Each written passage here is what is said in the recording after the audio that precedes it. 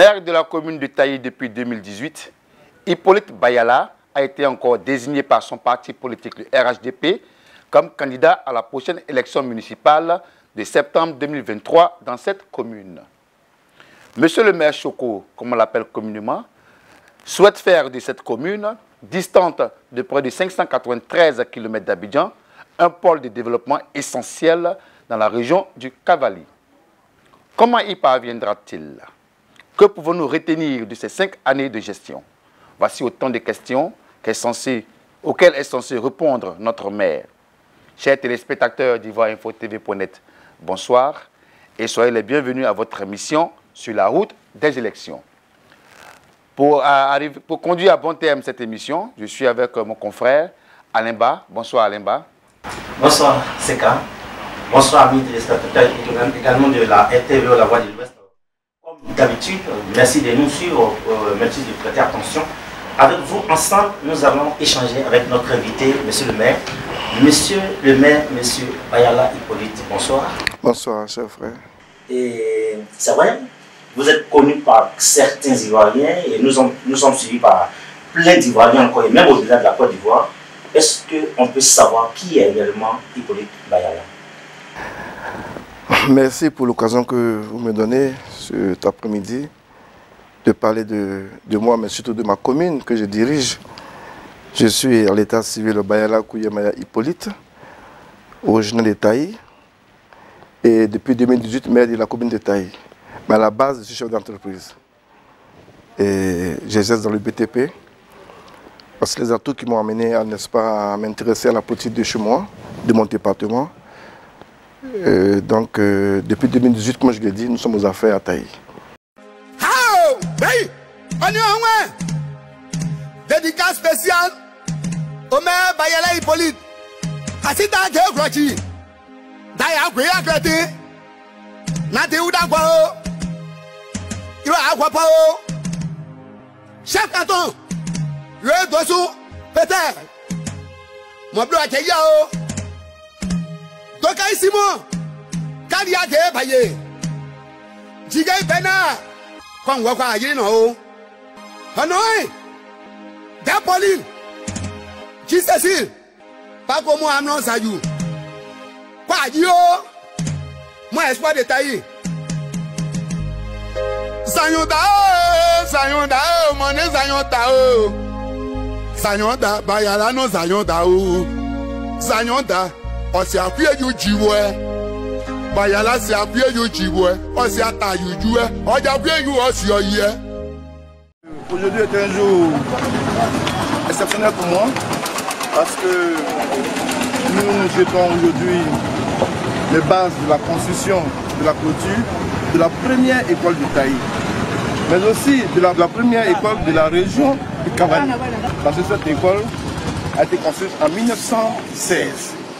Voyez-vous, autant de personnes qui sont passées par là et malheureusement cette école n'a pas pu avoir une clôture digne de ce nom. Les animaux y pénètrent, les badauds y pénètrent, les voix sont communes par moment dans cette école. Et notre équipe avons décidé que cette école soit une priorité pour nous. Et donc ce matin, c'est une journée dédiée à cet effet. Nous avons invité les responsables de l'inspection primaire qui sont présents, mais aussi le chef d'entreprise, le vice-président du conseil régional avec mon équipe municipale, pour lancer la construction de la clôture de la première école de Taï.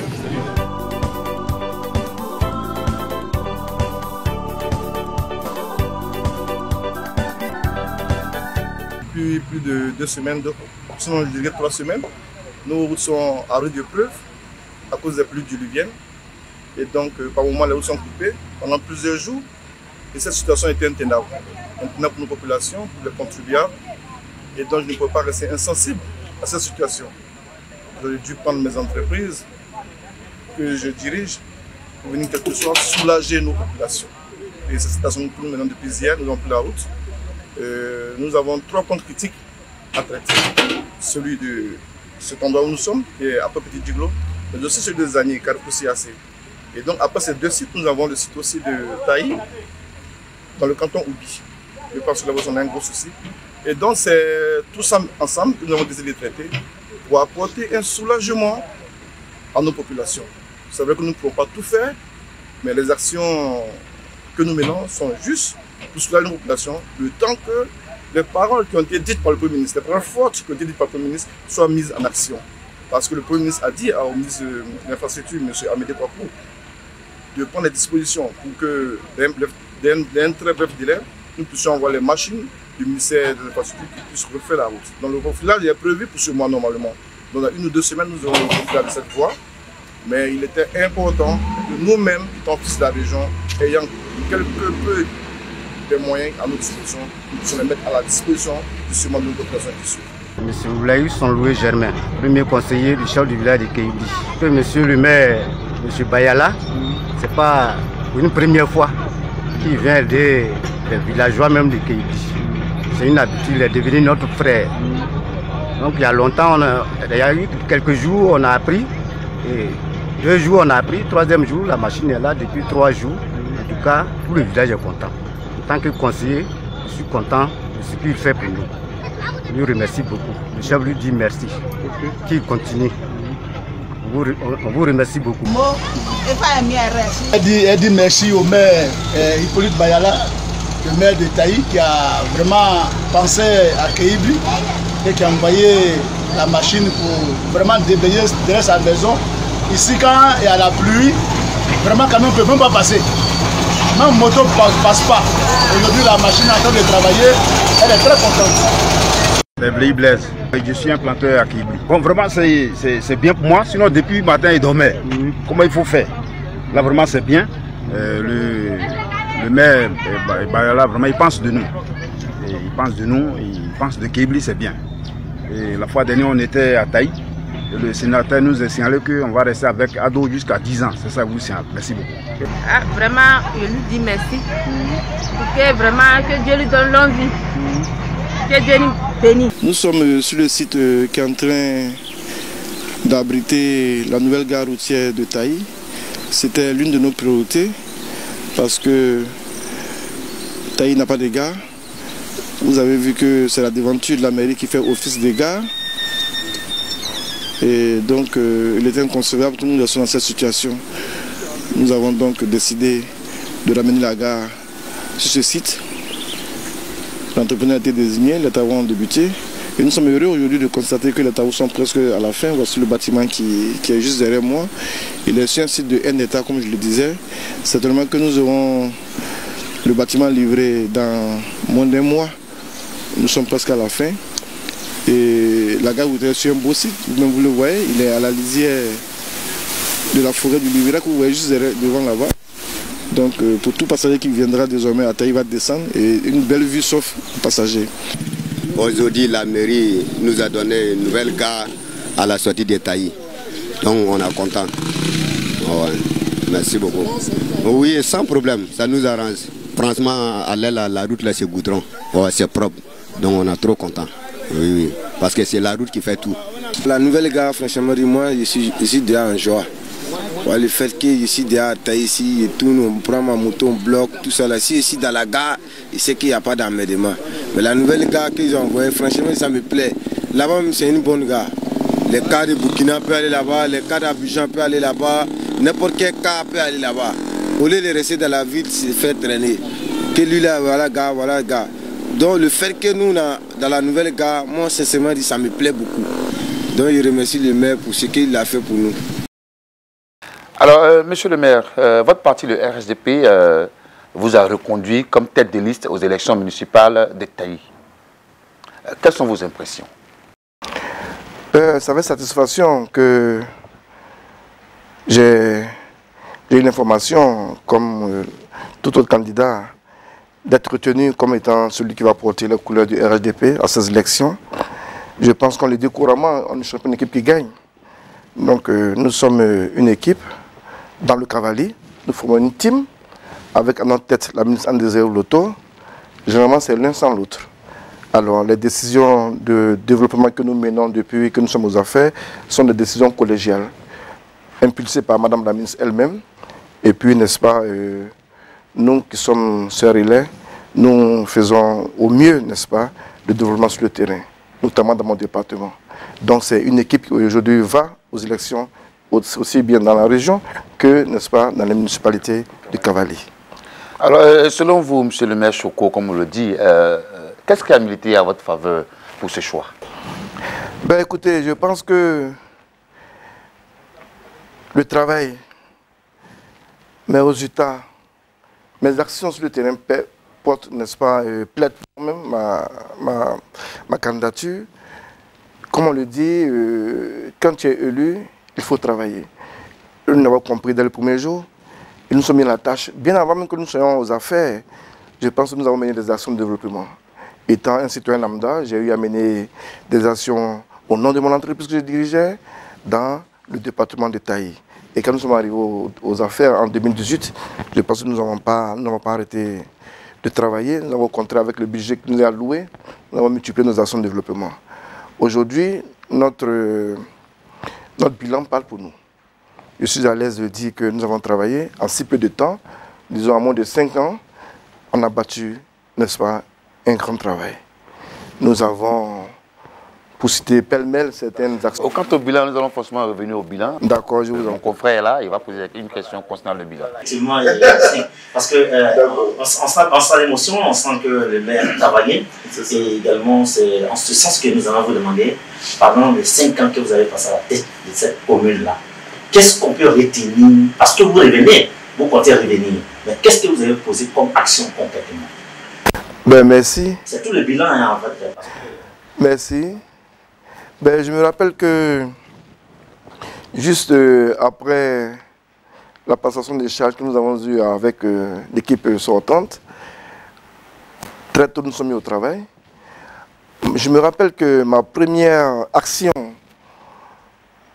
à Taï, c'était de refaire un peu la façade de la mairie de Taï. C'est une mairie qui a été construite, je pense, un peu avec beaucoup de défauts. Rapidement, mon équipe et moi avons décidé de mettre un peu Taï au goût du jour.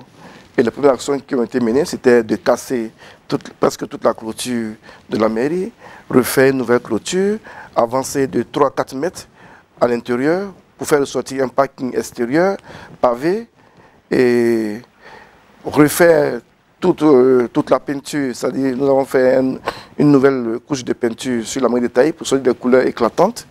Parce que quand nous passions, la mairie de Taï n'était pas au goût du jour en fait.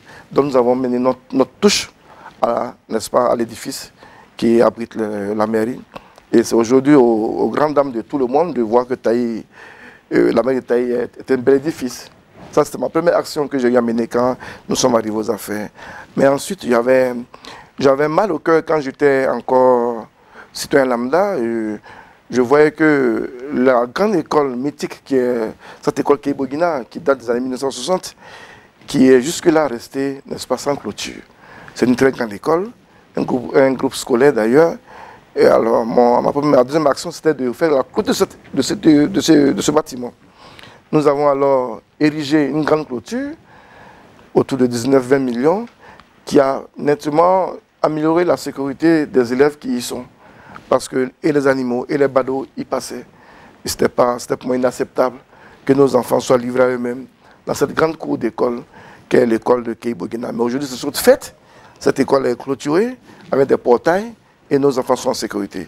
Et ce sont ces deux premières actions que j'ai menées qui m'ont vraiment amené du baume au cœur. Mais à côté de ces actions, nous avons doté la ville de Taï d'un abattoir, parce qu'il n'en avait pas. Nous avons également construit une nouvelle gare qui sera fonctionnelle bientôt, dans 1 ou 2 mois. Et à côté de cela, nous avons construit des bâtiments, des salles de classe pour les écoles qui étaient demandeuses de bâtiments. Nous avons aussi construit, comment on appelle, des maisons, des logements pour le personnel soignant de certains villages, notamment des sages-femmes, des infirmiers. Mais à côté de cela, j'ai érigé avec mon équipe, n'est-ce pas, des bâtiments pour le dortoir des enseignants. Il y a certains enseignants qui sont arrivés et qui n'ont pas de dortoir dans certains villages. Ce n'était pas aussi aisé pour eux d'accomplir leur mission qui est celle de l'éducation de nos enfants. Et nous avons à cet effet construit des maisons pour les enseignants, pour leur logement. Mais au-delà de cela, nous avons apporté beaucoup à nos populations. nous avons construit 3 mini-châteaux dans le village de Poléoula, de Goulako 1, de Goulako 2, parce que ces villages sont enclavés. Nous, à Taï, la commune s'étend de Zaïpobli, en passant par Ponandaobli, Goulako 1, Goulako 2 et Poléoula. La commune, au niveau de Pona et Daobli, je dis que nous sommes déjà reliés aux addictions d'eau, mais il y a des travaux à faire pour réhabiliter cette addiction.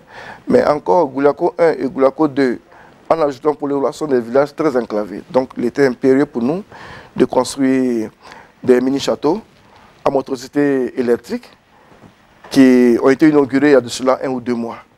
Donc les populations ont de l'eau abondamment. Je pense que désormais c'est réglé la question d'eau. Le temps que nous puissions avoir, grâce à Madame la ministre André Loto, un château qui viendra régler définitivement le problème d'eau dans le canton Oubi. Monsieur le maire, trouvez-vous cette gestion satisfaisante? Mieux, vos objectifs ont-ils été atteints?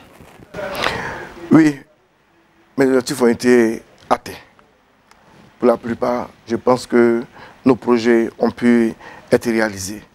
Mais mieux, au-delà même de la réalisation, n'est-ce pas, des projets émanant de la commune de Taï, de la mairie donc, de la municipalité, nous avons pu avoir, avec le lobbying de Madame la ministre André Loto, certaines infrastructures. Voyez-vous, par exemple, le foyer des jeunes de Taï, qui est l'entrée de Taï, ce n'est pas un budget de la mairie. C'est un lobbying de Madame la ministre qui a eu ce financement à impact rapide, un projet qui est, n'est-ce pas, ficelé par la primature. Donc nous avons eu ce projet qui a donné une allure quand même à Taï. Et ce projet, à côté de ce projet, nous avons des projets un projet transversal qui est celui de l'électrification. L'électrification de toutes les régions, de toute la région du Cavali. Mais quand le président de la République dit qu'il va électrifier tous les départements d'ici 2025, mais là c'est une course à la montre. Ah ben, il faut du lobbying pour que ta région soit parmi celles qui vont bénéficier rapidement de cette électrification. Mais Madame la ministre ne dormait pas. Aujourd'hui, c'est chose faite. Nous étions en 2011, quand Taï, non pas seulement Taï, quand la région de Cavalier, nous étions à 33,35% du taux d'électrification. Mais aujourd'hui, grâce au leadership de Madame la ministre, nous venons de boucler 100% de l'électrification depuis le mois passé. Et ça, ce sont des projets impulsés par Madame la ministre. Donc voilà, je ne suis pas, je suis certainement un élément qui est un élément intermédiaire, n'est-ce pas? Et nous soumettons, nous, étant le relais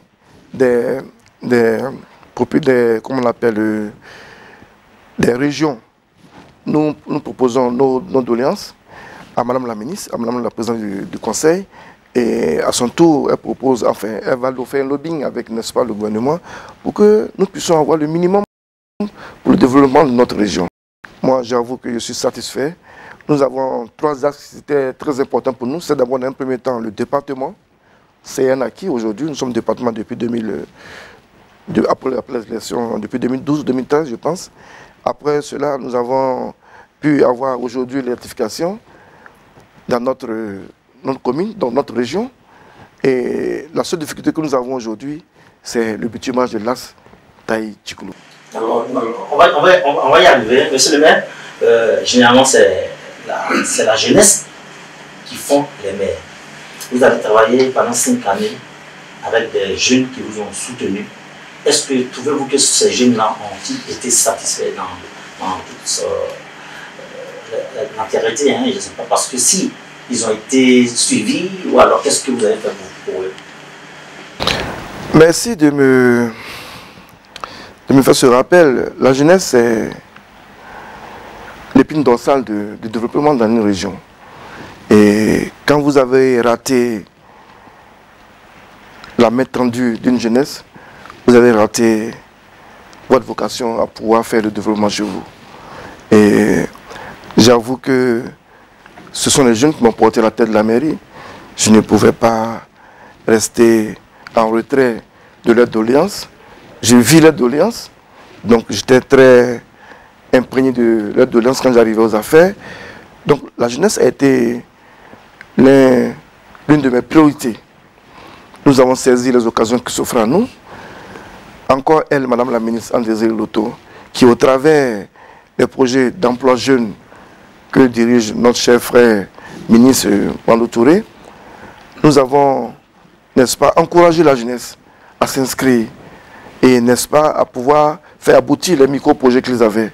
Aujourd'hui, à Taï, c'est une centaine de jeunes qui ont pu avoir les projets aboutis, qui sont installés à leur propre compte. À côté de cela, nous avons nous-mêmes, avec des installations personnelles, nous avons fait aboutir des micro-projets avec nous-mêmes nos propres fonds pour donner, n'est-ce pas, le minimum d'autonomisation à nos jeunesses. Et ceux qui n'ont pas, peut-être, qui n'ont pas pu avoir ces projets, n'ont pas pu bénéficier de ces projets, nous ouvrons encore d'autres vannes. Et ces vannes, nous scrutons partout, il y a de l'emploi. Aujourd'hui, nous avons scruté, nous avons pu, toujours grâce à Mme la ministre, par ses relations, nous avons pu quand même faire travailler beaucoup de jeunes dans tout domaine d'activité. Et c'est une de nos actions qui nous vaut, n'est-ce pas, cet engouement autour de notre personnalité, que la personne de Mme la ministre, que ce soit moi, que ce soit Eric Loto, ou Baoudoué, ou Baïben Benoît. D'accord, vous avez dit tout à l'heure, on n'échange pas l'équipe qui gagne. Quand tout à l'heure je vous ai demandé, il y a des jeunes que vous accompagnez, bon, quand même, il y en a qui sont un peu, se sentent frustrés. Vous avez quand même senti ça? Est-ce que vous avez approché ces jeunes-là? Parce qu'avec eux encore, cette année, vous pouvez encore aller pour gagner. Oui, je sais où vous voulez en venir. Effectivement, vous voyez, on ne peut jamais faire l'unanimité. Ça, c'est clair. On ne peut jamais faire l'unanimité. Et dans une team, quand vous avancez, vous allez constater souvent que certains sont au ralenti, soit parce qu'ils se sentent frustrés, soit parce qu'ils n'ont pas pu obtenir ce qu'ils veulent maintenant. Et ça, c'est partout, c'est à tous les niveaux. Et ça ne relève pas de moi seulement, le maire Bayala. Alors, mais une chose est de savoir cela, mais d'apporter la solution. Je suis conscient de ce que certains jeunes qui étaient avec moi hier ne le sont pas aujourd'hui. Mieux se retrouvent dans le camp adverse. Nous avons eu des démarches, certains sont revenus. Mais tout le monde ne peut pas venir, parce que tout le monde ne peut pas comprendre au même moment. Nous ne nous défions pas de notre objectif principal, qui est celui de la relève, n'est-ce pas, de notre jeunesse dans le cavalier, mais plus particulièrement à Taï.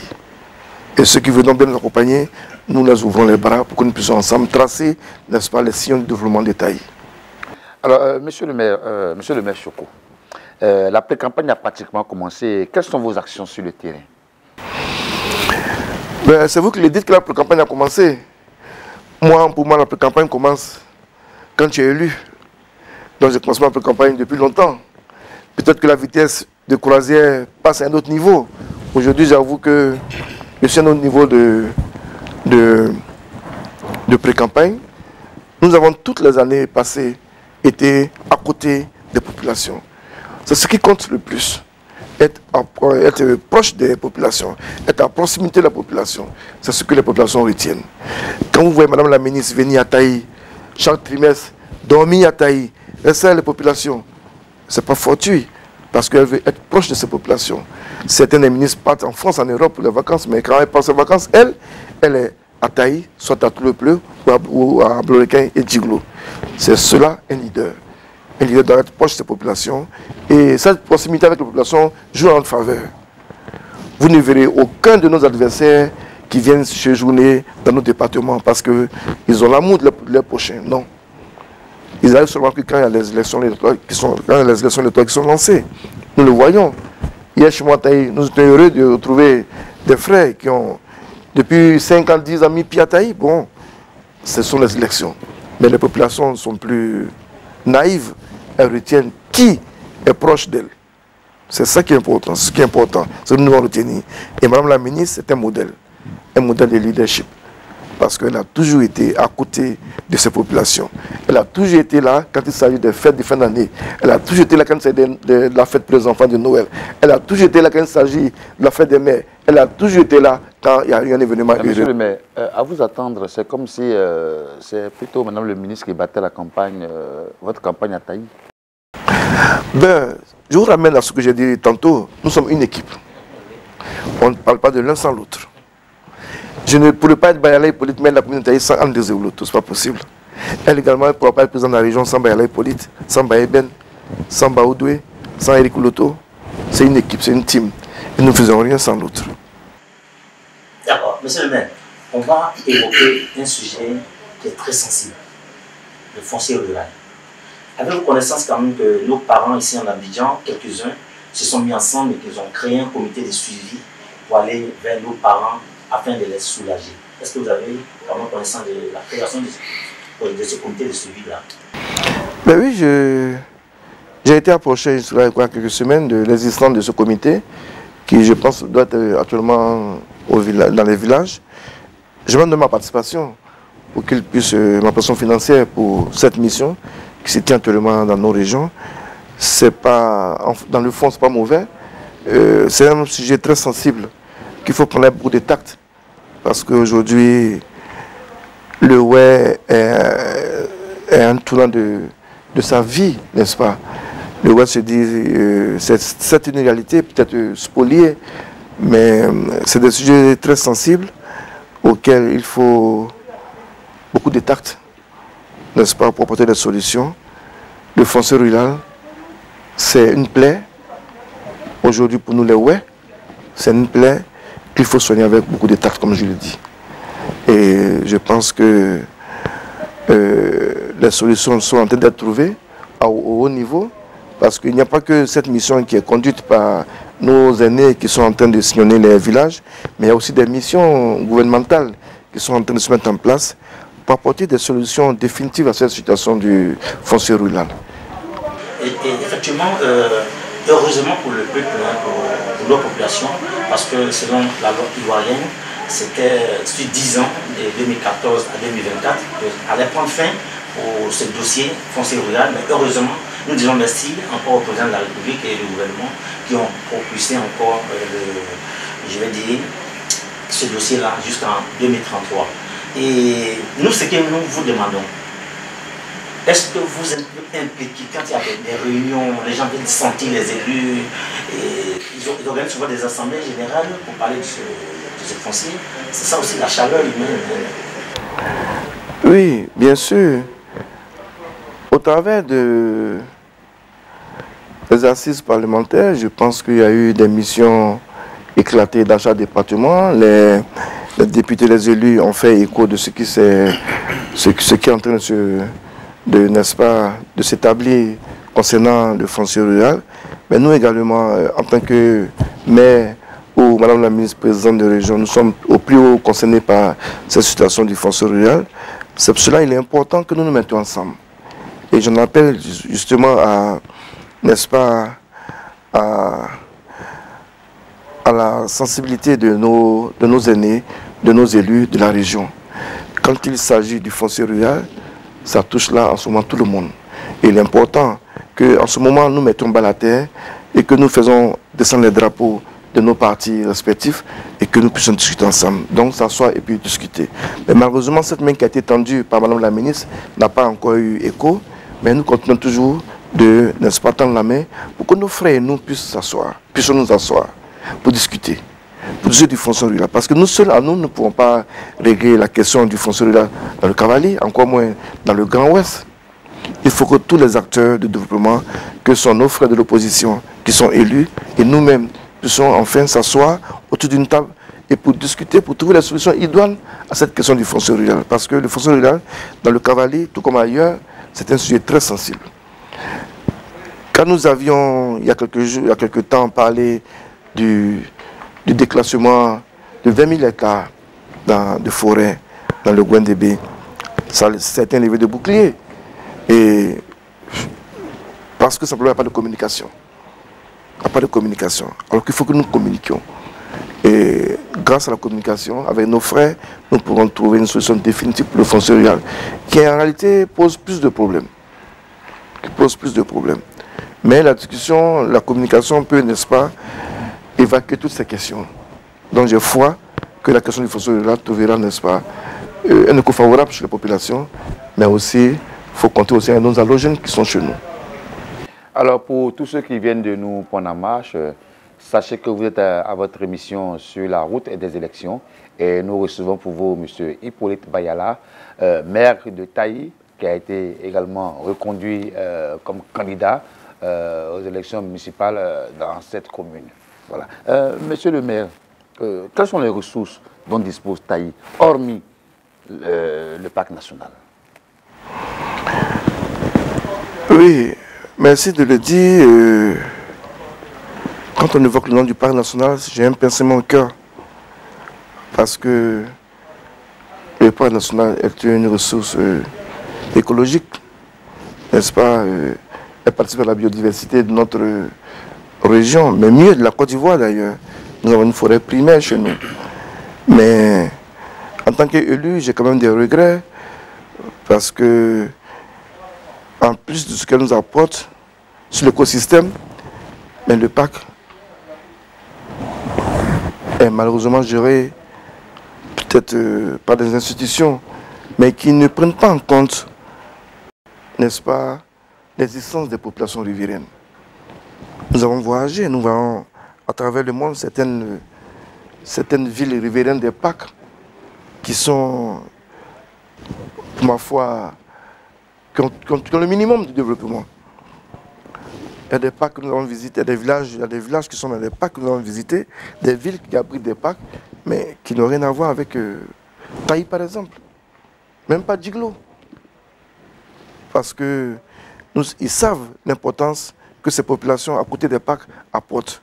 La non-agression de cette forêt, la surveillance de cette forêt. Mais en retour, qu'est-ce que les populations riveraines gagnent l'existence du parc, à part ce que nous régénérons comme biodiversité. Mais on n'est pas assisté. C'est dommage, nous ne serons pas assistés. Et ça, c'est vraiment dommage. Et quand il arrive, quand nous sommes arrivés dans la période pluvieuse, mais c'est souvent que la route se coupe. On n'est plus ravitaillé. À la limite, je pourrais dire que c'est un mal nécessaire. Mais c'est inadmissible. Certains pourront penser que le parc reverse des sommes à la mairie pour pouvoir peut-être mener à bien certains projets, mais il n'en est rien. Il n'en est rien. Et c'est déplorable cette situation. Donc, je m'étais vêtu à le dire à certaines personnes qui veulent bien l'entendre dans les réunions que nous ne sommes pas d'accord avec la manière de gérer le parc. Et il était important qu'un temps soit peu, on met l'accent, n'est-ce pas, sur le développement des personnes, des populations riveraines de Taï. Il y a ces jours-ci un projet qui se met en place, qui est le projet de corridor. Mais nous sommes en train de batailler pour que nous puissions avoir des retombées par rapport à ce projet. Ce projet qui va relier le parc de Taï au parc de Libéria, un corridor qui relie les deux parcs.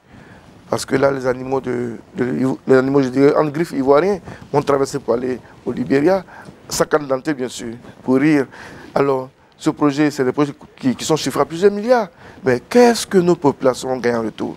À part ce que j'assiste actuellement, à l'indemnisation des planteurs, mais qu'est-ce que nous gagnons? Nous avons élaboré des projets communautaires adressés à ces structures qui est en train de se mettre en place. On attend les retours, mais j'avoue que c'est quand même déplorable que le parc, qui devait être une ressource pour nous, ne l'est pas malheureusement.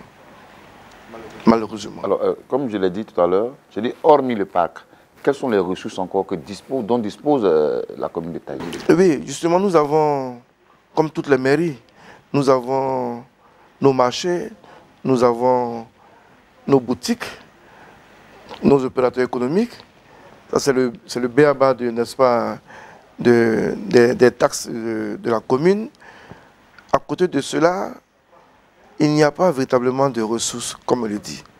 Et les ressources additionnelles que nous avons eues souvent proviennent, n'est-ce pas, des relations que nous avons avec Mme la ministre, qui nous aident, n'est-ce pas, à avoir certains projets. Donc, le budget de la mairie tourne autour de 200 et quelques millions. En investissement, 70, en fonctionnement, 70. Et en investissement, nous sommes autour de 5 et quelques millions. Donc, c'est un peu limite pour nous quand même. Mais nous nous battons pour que soit revu à la hausse le budget de la commune de Taï. Et déjà, il y a eu un premier pas qui a été fait parce que quand nous venions, nous étions autour de 150 millions. Aujourd'hui, nous sommes passés à 230 millions, je crois bien. Donc les choses sont en train d'être faites.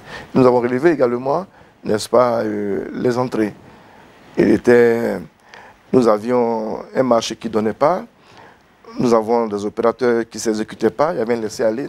Mais aujourd'hui, nous essayons au mieux de traquer un peu les opérateurs dont nos ressources ont augmenté.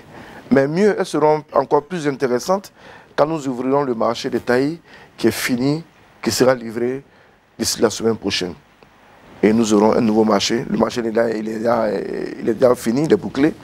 Et il sera du moins le marché remis aux populations dans 1 ou 2 semaines. Donc ça sera encore une ressource additionnelle qui viendra augmenter nos recettes, n'est-ce pas? Mais voilà un peu nos ressources que nous avons à Taï. Alors, monsieur le maire Choko, Guiglo-Taï, 84 km sans bitume. Il n'y a pratiquement pas de bitume dans la commune de Taï. Monsieur le maire, qu'est-ce qui se passe? Vous n'êtes pas un membre influent du RHDP? On n'arrive pas à comprendre. Qu'est-ce qui se passe à Taï? Merci, cher frère. Comme je le disais, c'est l'un de nos derniers piliers, nos derniers axes de développement, qui est le bitumage de l'As Guiglo-Taï. Et je suis à l'aise de vous le dire que c'est un projet qui est acté, le financement est trouvé, l'entreprise qui doit commencer les travaux, je pense, est en train d'être trouvée. Ils ont lancé l'appel d'offres. Les travaux doivent démarrer logiquement d'ici octobre, si je ne m'abuse. Alors, pour ça, je suis à l'aise parce que ce projet viendra faire émerger Taï. Pourquoi?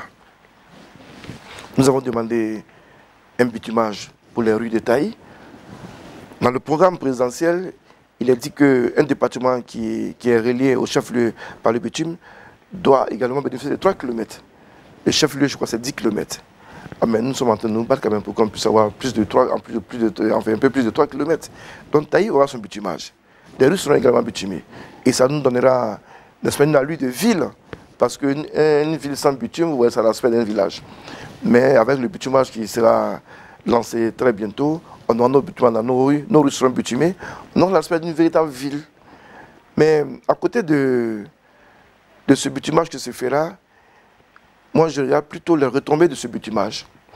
Parce que, voyez-vous, il n'y a pas que Guiglo-Taï qui sera bitumé, ça c'est un projet dans le PND. Après, le PND nous dit que de 2025 à 2030, doit être bitumé Taï, Tabou.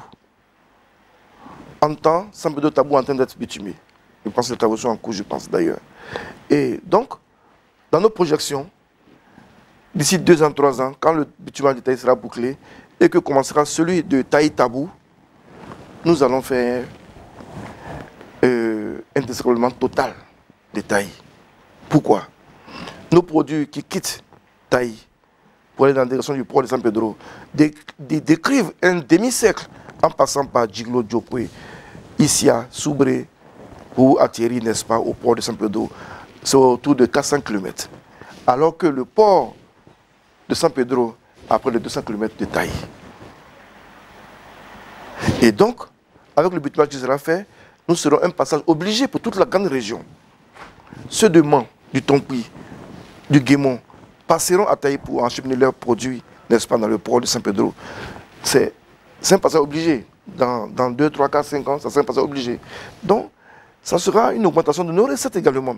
Parce qu'il y aura des stationnements, il y aura des opérateurs que nous pouvons installer dans la région, il y aura des hôtels qui vont... Il y aura beaucoup de choses qui viendront, n'est-ce pas, booster l'économie de Taï. Parce que Taï sera bientôt un passage obligé pour notre grande région. Donc, c'est avec ferveur que nous attendons, n'est-ce pas, l'avènement de ce bitumage. Justement, chez nous, au Pays Web, il y a un proverbe qui dit pour celui qui veut organiser une grande fête, il faut d'abord briser une banane, qu'on puisse voir. Et en attendant octobre, et vous êtes en train de chercher aussi des gens pour le bitumage, tout ça. Avant tout ça, puisque les populations en souffrent encore, pourquoi ne pas penser à un reprofilage lourd? Voilà. Oui, mais peut-être que vous ne partez pas souvent à Taï. chaque année, nos routes sont reprofilées. Peut-être qu'on vous dit lourd, peut-être pas lourd, mais chaque année, nos routes sont reprofilées. Et tout à l'heure, j'ai pas mes documents là, la liste des voies à reprofiler sont déjà connues, lancées. Elles seront reprofilées à partir du mois prochain, comme on le fait chaque année. Mais de manière spéciale, cette année, il y aura des routes secondaires qui, n'est-ce pas, desservent des campements, qu'on appelle généralement chez nous les blocs, qui sont reprofilés. Donc ça c'est, si vous partiez à Taï de temps en temps, vous allez constater cela. Mais il faut constater que par moment, avec la montée des eaux, la période pluvieuse, il arrive souvent que nous sommes confrontés à des problèmes de dégradation des voies. Et ça n'empêche pas que, n'est-ce pas, nous puissions le faire chaque année quand nous pouvons le faire, on le fait. Pas Taï qui le fait, parce que nous n'avons pas le budget nécessaire pour exécuter un reprofilage. Nous, on a un budget qui est très, très restreint. Pas également le conseil qui le fait, parce que c'est dévolu, n'est-ce pas, au ministère des Infrastructures. Et cette année encore, ils vont commencer. Mais par contre, la route de Djiglo-Taï ne sera pas prise en compte puisqu'elle rentre en marché. Vous avez dit, ce n'est pas la mairie, ce n'est pas le conseil. On va parler des AGROUS, n'est-ce pas? Ben oui. D'accord. Et puisque dans l'équipe de Madame la ministre, on retrouve celui qui est chargé même de l'AGROUS, on pense que ça serait un bienfait pour nous. Je vais parler du maire de Djiglo. Ben oui. Voyez-vous, son environnement, ce poste n'est pas fortuit quand même. Parce que le président de la République est conscient de ce que des défis doivent être relevés, des défis d'ordre infrastructurel. Donc, il est nommé PCA, il suit nos dossiers. Et quand je vous dis qu'aujourd'hui, les routes sont bitumées presque chaque année, c'est de son fait aussi. Parce que, comme je l'ai dit, c'est une équipe, il joue sa partition. Et Ben est aujourd'hui un maillon très essentiel dans le développement de notre région, à côté de Madame la ministre. Donc vous voyez si bien que moi, à Djiglo aujourd'hui, les rues sont en train d'être bitumées. Voilà, comme je le disais tantôt, les rues sont en train d'être bitumées. Le pont de Djiglo, ce n'est pas un secret pour personne aujourd'hui. Il est à 80% achevé. La voirie qui mène à Bleu-les-Quins, les travaux, je pense, sont en train d'être lancés. Le bitumage de Bleu-les-Quins, tout le pleu, a été repris par la société, je crois, Soroubat. Alors, le cavalier en chantier. Mais c'est aussi parce que Madame la ministre a aussi quelqu'un qui est à côté, qui est Baïben. Voilà. Donc, comme je le disais, nous sommes une équipe. Et une équipe qui gagne, on ne la change jamais. Alors, monsieur le maire, les élections municipales, c'est pour bientôt. Comment comptez-vous avoir l'adhésion des électeurs afin d'être à la tête de la commune de Taï au soir du 2 septembre? Ben, heureusement, fort heureusement pour moi, parce que vous êtes arrivé là, il y a de cela une heure que vous êtes chez moi, plus d'une heure, vous avez assisté à l'arrivée des dames qui sont venues me soutenir, les dames de ma région, de mon département, qui se sont levées spontanément, venues payer ma caution, 400 000 francs. Vous avez assisté à cette cérémonie tout à l'heure. Alors, ce sont des actions qui parlent d'elles-mêmes, n'est-ce pas? Donc, des populations aujourd'hui qui sont convaincues que nous sommes la porte d'entrée pour le développement de notre région, de notre département, ça ne fait que me réjouir. J'étais très heureux et je pense que la semaine qui suit, elles iront chez Madame la ministre et iront pour payer la caution de Madame la ministre. Mais ça fait chaud au cœur. C'est vrai que les populations sont heureuses de ce que vous faites comme travail. Mais dites-moi, dans quel département des deux régions, ouais, vous avez vu des femmes spontanément se lever, venir payer la caution d'un élu? Moi, c'est la première fois que je vois cela. Des jeunes femmes cadres qui viennent payer la caution d'un élu, c'est la première fois que je vois cela. Ça vient démontrer que la population adhère, n'est-ce pas, à votre candidature, mais à votre vision, n'est-ce pas? C'est ce que ça veut dire. Donc moi, je suis très heureux parce que ma campagne est en train d'être goupillée par les mamans, par les femmes, par nos sœurs. Alors, je ne peux qu'être heureux et dormir tranquille. J'avoue que ces élections sont à notre portée parce que nos actions parlent d'elles-mêmes. Voilà. D'accord. Monsieur le maire, on entend souvent des vocables tels que la paix, le vivre ensemble. Est-ce que vous pouvez dire à l'ensemble de tous les Ivoiriens, de tous les ressortissants de Taï et du Cavalier, du Kémon, que ces vocables sont vraiment respectés chez nous? Est-ce que c'est concret de vivre ensemble, la paix? Ben oui, la paix, c'est le socle du développement. Sans paix, il ne peut pas avoir de développement. Et vous l'avez si bien compris. Regardez seulement en 10 ans, d'exercice de pouvoir du RHDP, mais le pays en chantier. Le pire, c'est parce qu'il y a la paix en Côte d'Ivoire. Parce qu'il y a la paix dans le Cavali. Il est vrai que quand nous arrivons aux affaires, il y a eu des bégaiements parce qu'il y en avait des attaques sporadiques ici et là. Mais aujourd'hui, c'est derrière nous. Nous avons une région qui est pacifiée. On parcourt Taï, de Zriglo à Zagné, en passant dans le canton Fléau pour atteindre Djiglo, passer à Blolequin pour atteindre tout le Pleu, sans coup de feu, sans rébellion. Donc aujourd'hui, nos régions sont pacifiées. Elles sont pacifiées aussi parce que nous avons un leader, notre leader André Oloto. Voyez-vous, il y a 3 ans de cela, mais notre région était en ébullition, si vous vous rappelez. Entre les Akans et les Guérés. Nous, je me rappelle encore comme si c'était hier, nous étions en réunion dans le bureau de Mme la ministre au plateau, quand elle a été appelée pour dire qu'il y avait, n'est-ce pas, des risques entre les communautés. Il y avait un Guéré qui est tombé, mais il était 20 h. Nous avions pris la route. Elle nous a demandé, sur l'instruction de Mme la ministre, de prendre la route pour rentrer sur Djiglo avant 6 h du matin. C'est en catastrophe que nous sommes rentrés chez nous juste pour prendre le minimum et puis prendre la route. Nous sommes arrivés à 5 h 6 h à Taï, mais à Djiglo, Djiglo était en ébullition. Elle est arrivée par hélicoptère à 8 h 9 h. Mais Djiglo était en ébullition. Ce jour, je pense qu'il y a eu l'attaque de la maison du chef des Akans. Il y a eu également la voiture du préfet en son temps qui a été incendiée. Mais la région était en feu.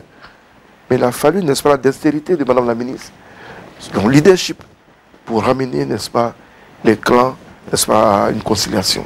Mais ceci s'est fait aussi grâce au cadre à Caen que nous avons fait venir de Boaké, de tout Maudit, de Yamsoul, un peu de partout, pour que la paix puisse revenir. Et depuis lors, nos populations vivent en paix. Effectivement, bien avant ça, même sur le mois dernier, à tous les deux dans le village de Dieu, où les Burkinabés et les Génouais, il y a eu un problème où il y a eu la mort d'un jeune Burkinabé. Mais heureusement, ça aurait été l'intervention également de l'équipe de Mme la ministre, également la compréhension des allochtones, tout s'est bien passé aussi. C'est ça, voici un fait qui est là. Donc, vous convenez avec moi que sans paix, on ne peut pas parler de développement. Aujourd'hui, nous parlons de développement parce qu'il y a la paix. Il y a la paix et nous sommes sur la route du développement grâce à Mme la ministre. Vous voyez, elle a réparé une injustice à Zagné. Voyez-vous, Zagné, c'est un gros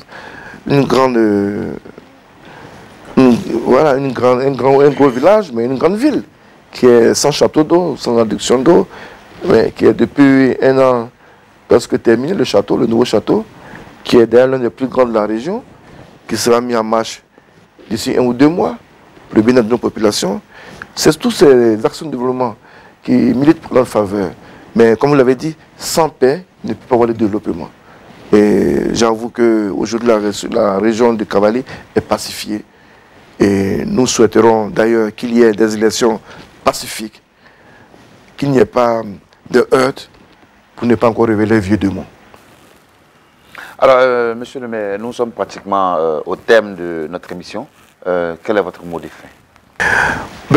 Merci beaucoup. Mon mot de fin, c'est à l'endroit des élus, des candidats, qui chacun dans son quartier général est en train de s'apprêter pour affronter les élections aussi bien régionales que municipales.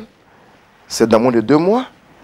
Alors je voulais appeler, n'est-ce pas, à la compréhension des uns des autres pour que nous allions à une élection apaisée, pour que nous laissions les vieux démons là où ils sont. Nous allons partir à ces élections. Les électeurs vont voter les candidats qui ont été proches d'eux pendant toutes ces années. Les candidats qui ont apporté le développement, c'est eux qui vont voter. des candidats qui ont apporté la compassion quand nos parents étaient dans des moments difficiles, dans des moments de joie. Ce sont ces populations, ce sont ces candidats que nos populations vont voter. Donc allons-y aux élections de manière sereine et sans qu'il y ait des heures pour ne pas que nous retombions dans les mauvais démons qui sont, n'est-ce pas, des crises à ne point finir. Alors je souhaite bonne chance à tout un chacun candidat à ces élections et que le meilleur, pour moi le meilleur c'est André Loto qui gagnera au soir du 2 septembre avec, n'est-ce pas, nous ces poulets qui sont dans les différentes communes. Je vous remercie. Voilà, mesdames et messieurs, ainsi prend fin votre émission sur la route des élections. Nous recevions pour vous M. Hippolyte Bayala, maire de la commune de Taï et candidat à sa propre subsection aux élections municipales du 2 septembre 2023. Effectivement, amis téléspectateurs de la RTVO, la RTVO, la Voix de l'Ouest, nous vous disons effectivement merci. Également pour suivre toutes les émissions qui se passent sur notre télévision, c'est à la fois à la télé et sur la radio. Il suffit de se télécharger sur Play Store, RTVO, la Voix de l'Ouest, ou alors vous allez sur la page Facebook, vous tapez simplement la RTVO. Nous avons également des contacts pour tous ceux qui ont des événements à annoncer. Vous pouvez passer par le service commercial, vous nous appelez au 05 94 01 53 53 ou le 01 41 29 20 79. D'ici là, portez-vous bien et à la prochaine pour d'autres émissions. Voilà, nous avons été vraiment très heureux d'être en votre compagnie. Pour nous suivre, il suffit d'aller sur notre page Facebook, également sur YouTube et enfin sur notre site web www.ivoireinfotv.net. Également pour nous suivre, également pour participer à cette émission, il vous suffit d'appeler juste les numéros qui s'affichent au bas de l'écran. Bonne suite de programmes sur ivoireinfotv.net et RTVO. Que Dieu vous bénisse.